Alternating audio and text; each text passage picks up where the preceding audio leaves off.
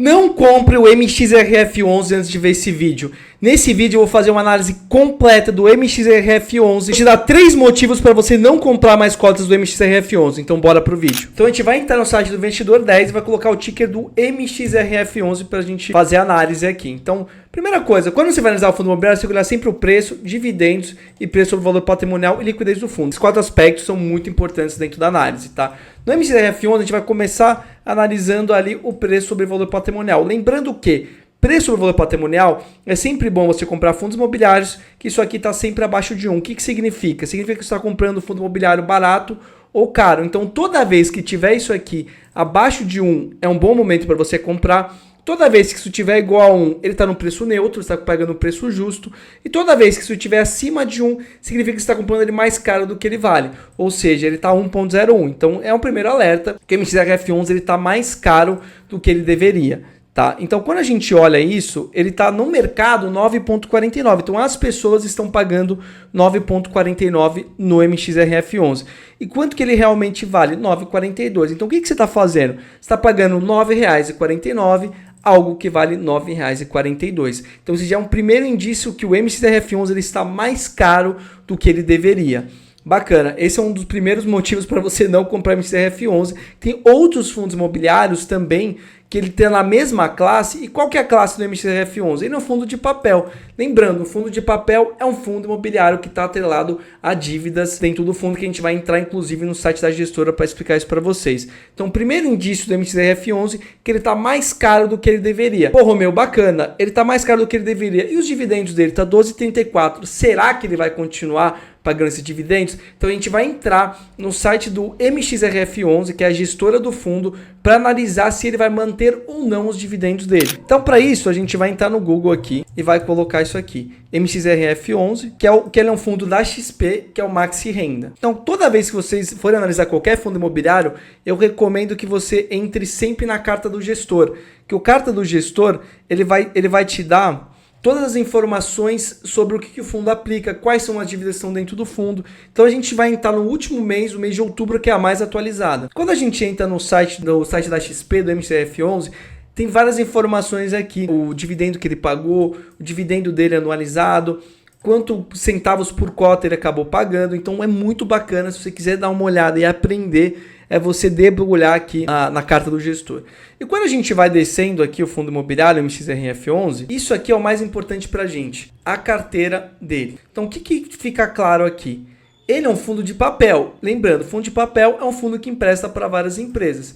Então aqui você está emprestando para o Shopping Itaquera, ArcelorMittal, Helber, Uberlândia, CSN, Assaí. Então essas empresas geralmente elas estão fazendo algum projeto, né, elas estão fazendo alguma expansão. Tem várias empresas dentro do fundo. Então isso que é um fundo de papel.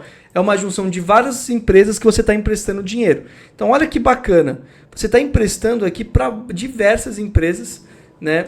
E aqui tem todas as informações. Esse aqui é o percentual do PL. O que significa, né? Então quando a gente entra aqui no MXRF11, quanto que ele tem de patrimônio? Né? Tem um patrimônio de 4,12 bi. Então o que significa? Que 0,48 desses bilhões está emprestado para a Helber. Então aqui você sabe exatamente se ele tem alguma concentração no papel, né? Então, como que funciona? Geralmente ele vem da maior participação da empresa, ele vai descendo. Então a maior empresa que o MXRF11 empresta é para o Shopping Itaquera. Esse aqui é o nosso corintiano. O MXRF11 ele é corintiano aqui. Então ele tem 3,36, ou seja, 3,36 sobre 4,17 bi está emprestado para o Shopping Itaquera. Então os fundos imobiliários eles são divididos assim, com o maior percentual ele está em cima e ele vai descendo assim para baixo. Essa é a primeira análise ali, se ele tem alguma concentração dentro de alguma empresa. E outra análise que você tem que ver seria em relação ao indexador. Então toda a carteira do MXRF11 está praticamente em inflação. Olha que bacana, tem pouca coisa em CDI. Então a gente já sabe que a carteira toda MXRF11, ou seja, o dividendo dele, está vinculado à inflação. Então quanto maior a inflação, maior o rendimento do MXRF11 nessa análise que a gente fez junto. Aí você vai falar, tá bom, Romeu, legal, eu sei que a carteira dele está em inflação, né? É uma média de inflação mais 6, tá, pessoal? Para poder adiantar. Mas e como que eu sei se a inflação vai subir ou vai cair? Aí a gente vai para outra análise aqui, que vocês vão colocar dentro do Google o Boletim Focus.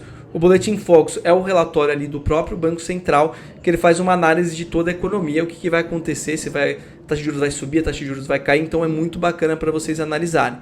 E aqui, quando a gente olha no Boletim Focus, a gente consegue ver várias informações. Então a gente vê principalmente inflação, PIB, se o PIB vai subir ou ele vai cair, câmbio, que seria a nossa taxa de juros, e a Selic. Então essas são as 4 opções que na minha opinião são as mais importantes. E como o MXRF11 está vinculado à inflação, a gente consegue ver a percentual de inflação. Toda vez que essa setinha está para baixo significa que teve uma revisão para baixo, se ela é igual ela se manteve e para cima significa que teve uma alta.